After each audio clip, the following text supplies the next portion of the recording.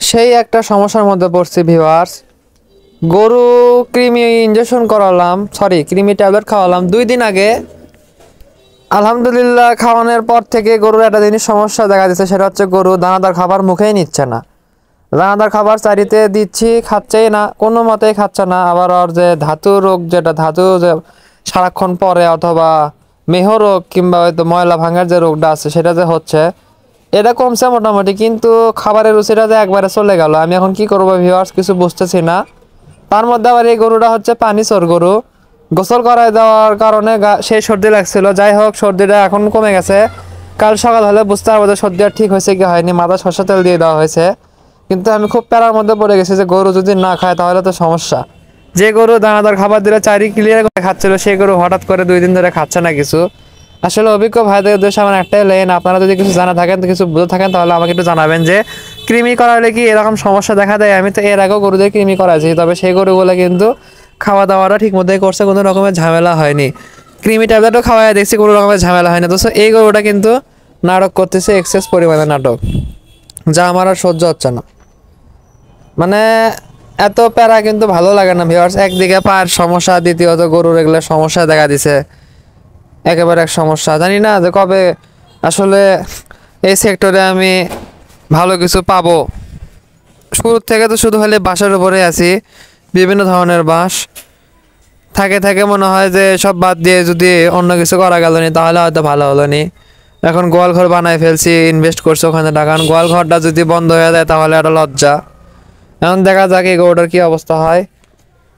আসল কথা আমার জানার মতে আমার এখানে মনে হয় কেউ যাতে টোনা করে, বুঝছেন, এজন্য আমার এগুলো হচ্ছে না। আমার থাকা থেকে সন্দেহ লাগে। তাছাড়া কেন এগুলো সমস্যা দেখা দিবে বারবার, মনে হয় বদ নজর পড়ে গেছে। সবাই মাশাআল্লাহ বলেন, মনে হয় কারো বদ নজর পড়ছে আমার গরু ছাগলের উপরে। আসলে ভিউয়ার্স আলগা কোনো কথা বলার সময় নাই, মূলত আজকে আমি আসছি এইখানে এই কারণে যে গরুর সমস্যাটা যেন কেন কি হচ্ছে আপনার একটু কমেন্টে জানায়েন। গরু কেন খাচ্ছে না এটা জানতে চাই। মেজাজটা মনে করেন যে পুরোই হট হয়ে আছে, দেখে শুনে বুঝে সময় নিয়ে একটা জিনিস কিনলাম, কেনার পর যদি সেটা যদি এল্লা নাটক শুরু করে তাহলে কি ভালো লাগে। ভাবলাম যে 3টা পালার থেকে একটা পালবো, দেখা যাক কি হয়, কিন্তু নসিবটা এত খারাপ যে সে একটার অবস্থা ভালো না। এখন সব সময় যদি লসই করি, লস করতে করতে যদি সব পুঁজি শেষ হয় তাহলে কি গরুর গোল ঘরে কি আমি থাকবো, প্রশ্ন আসে কিন্তু,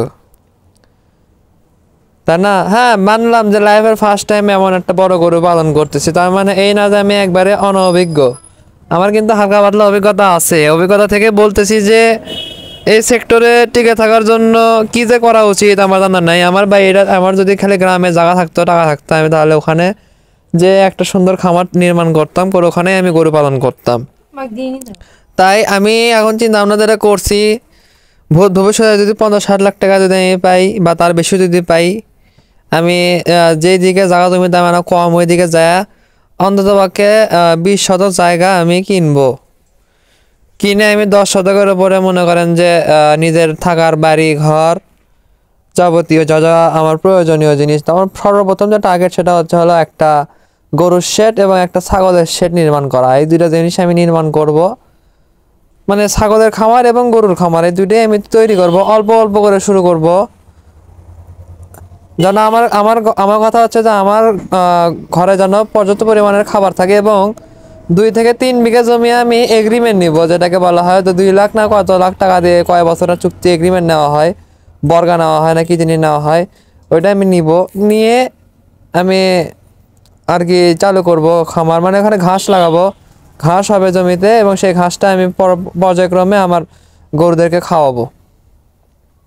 এটা আমার শখ। তাই ভিউয়ার্স এখন দেখা যাক কি হয় আর না হয়, আল্লাহ ভরসা। গরু তো মনে করেন যে গরুর বর্তমান আমার যে দেখেছি হিসাব পাতি, গরুর খাওয়া দাওয়া রুচি নাই হয়ে গেছে। আমি জানতাম যে কৃমি ইঞ্জেকশন বা কৃমি খাওয়ালে, যাই হোক ভিউয়ার্স আমার মন টন একদমই ঠিক নাই। মনে করেন যে গরুটার যদি কিছু হয়ে যায় তাহলে আমার আর কোনো দ্বিতীয় পথ থাকবে না, একবারে আমি নিঃস্ব হয়ে যাব। আমার ব্যবসার পুঁজি বলতে একটা গরুই আছে, যে গরুটা নিয়ে আমি স্বপ্ন দেখেছি যে 1 গরু থেকে 2 গরু হবে, 2 গরু থেকে 3 গরু হবে, ইনশাআল্লাহ এটাই আমার স্বপ্ন ছিল। এখন স্বপ্ন পূরণ হওয়া অনেক কঠিন। আগেও গরু পালন করছি, তবে এত ঝামেলা হয়নি। দিন দিন দেখতেছি ঝামেলা শুধু বাড়তেই আছে, তো বাড়তেই আছে। গত 2 দিন 3 দিন যাবত কিন্তু আমি ইউটিউবে কিন্তু ভিডিও পোস্ট করিনি। এর পিছনের মূল কারণটা হচ্ছে আমার নিজস্ব কিন্তু কোনো ওয়াইফাই ছিল না। তো যার কাছ থেকে আমি মনে করেন যে পাসওয়ার্ড বা লাইন নিয়ে চালাইছি, তো সেও আর কি বিল টিল দেয়নি, যার কারণে তার ওয়াইফাইও বন্ধ ছিল। এই কারণে ভিডিও পোস্ট করতে পারিনি। তাই আজকে আমি নিজে যাই হোক কষ্ট মষ্ট করে টাকা পয়সা ম্যানেজ করে ওয়াইফাই লাইন নিলাম। মাসে 500 টাকা করে বিল দিতে হবে। এখন এটাই হচ্ছে কথা। এমনি এখন চলতেছে কোনো মতো আমার জীবনযাত্রা। নতুন ওয়াইফাই লাইন নিলাম, ভিডিও পোস্ট করলাম, একটা শর্ট ভিডিও পোস্টও করছি। সেটাতে মোটামুটি 500 জনের মতন 500টার মতন ভিউ আসছে। আর এই লং ভিডিওতে কয়টা ভিউ আসবে তার কিন্তু কোনো গ্যারান্টি নাই। শখ আছে হাজার হাজার ভিউ আসবে, দেখা যাক কি হয় না হয়। আপনারা আছেন আমার পাশে, আমি অবশ্যই দেখতে চাই আপনারা আমার ভিডিও দেখেন, লাইক করেন, কমেন্ট করেন, শেয়ার করেন এবং পাশে থাকা বেল আইকনটিতে ক্লিক করে একটা সাবস্ক্রাইব করে রাখেন, যাতে করে আমার নতুন নতুন ভিডিওগুলো আপনাদের চ্যানেলে সবার আগে পৌঁছায় এবং আপনারা দেখতে পারেন। আমি চাই যে আমার এই ভিডিওটা যেন হাজার হাজার মানুষের চোখে যায়, সবাই যেন দেখে বোঝে। এবং যদি কেউ জানতে পারেন, মানে জেনে থাকেন যে কৃমি ট্যাবলেট খাওয়ানোর পরে গরু যদি খাওয়া বাদ দেয় তাহলে কি করণীয়। আসলে আমার এই গরুর কিন্তু নাকটা ফোড়ান না, নাক একদম ক্লিয়ার, যার কারণে আমি কোনো রকমের ওষুধও জোর করে খাওয়াতে পারছি না। এই কারণে আর কি আমরা চাপের মধ্যে পড়ে গেছি যে কি যে করি, মানে একটা প্যারা। এখন দেখেন গরুটা কিন্তু আল্লাহর রহমতে চঞ্চল প্রকৃতির গরু, সবই ঠিকঠাক। দেখে কিন্তু কেউ বলবে না যে গরুর কোনো অসুখ আছে। কিন্তু গরুর সমস্যা হচ্ছে গরু খাচ্ছে না কিছু। গরুকে আমি 2 দিন বেলের পাতা খাওয়ালাম, আজকে 3য় নাম্বার দিনে বেলের পাতা দিচ্ছি, সেই বেলের পাতাটাও খাচ্ছে না। মানে তাই শুধু সাদা খেয়ার খাচ্ছে, খেয়ার আর তরল পানি যেটা সেটা খাচ্ছে, এছাড়া কিছুই মুখেতে নিচ্ছে না। তো এইবার আমরা আসল কথা কোথায় থেকে কেন হলো আমার মাথার মধ্যে ঘুরতেছে না। যে ওষুধ খাওয়ালাম, ক্রিম ওষুধ খাওয়ানোর পরে যে পাতলা পায়খানার যে হয় সেটাও কিন্তু হয়নি ভিউয়ার্স। আসলে কি যে হলো, আর ডাক্তারের দেখে কি ভয় খাইছে নাকি আল্লাহ জানে, আমি কিছু বুঝছি না। ডাক্তার কিন্তু 3-4টা ইঞ্জেকশন করে গেছিলো, হয়তো বা ইঞ্জেকশন করার কারণে গরু খাওয়া বাদ দিছে, খাওয়ার রুচি হয়তো চলে হারিয়ে গেছে। যাইলা হোক, বক বক করতে করতে কিন্তু আমার গলা অলরেডি শুকে গেছে, কিন্তু কি আর করার ভিউয়ার, সবই কপাল। তাহলে ভিউয়ার্স এখন আপনারা কন এখন কি করা যায়? নাচবো না, কান দেবো না, গান গাবো? জীবন হয়ে গেছে মেয়ের মাথা ভাতের লাগান্তি, বুঝছেন?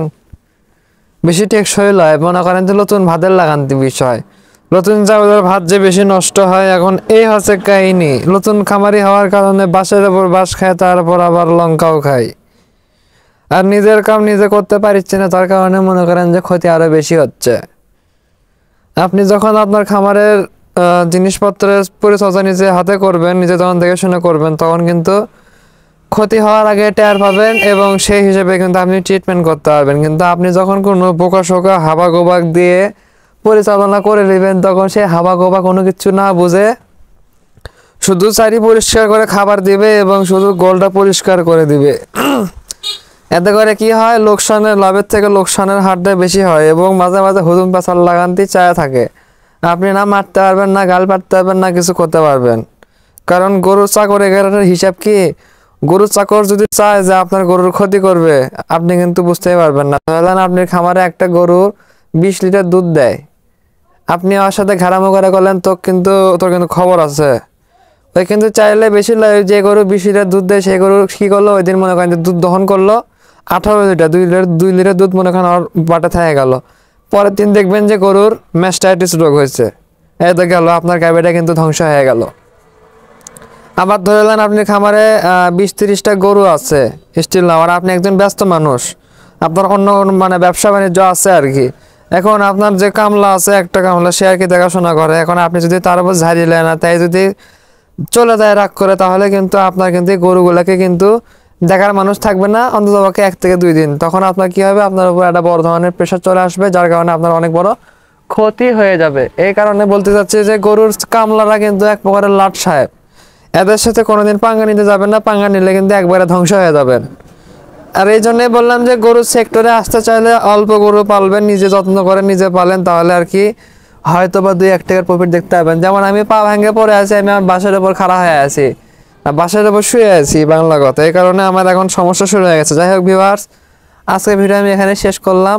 আসসালামু আলাইকুম।